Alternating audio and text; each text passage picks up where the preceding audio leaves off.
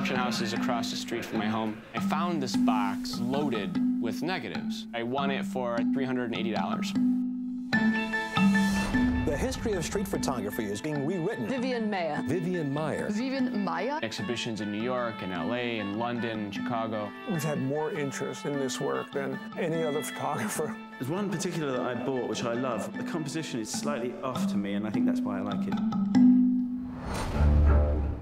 Vivian was a very private woman. She was so awesomely unique. She was not an open person. She was a closed person.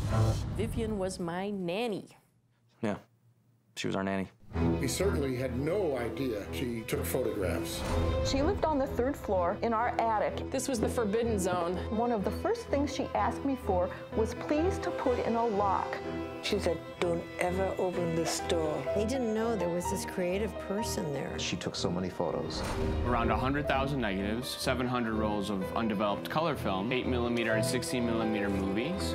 She would take us and we would just walk in the worst parts of town, and I think she liked that. You know, maybe we just didn't understand her. What would you say to Vivian now?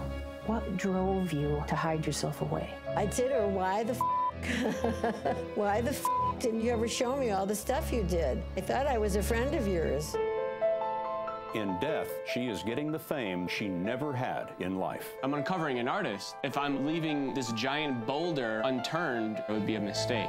Of course, she would have hated every minute of it. She would never have let this happen.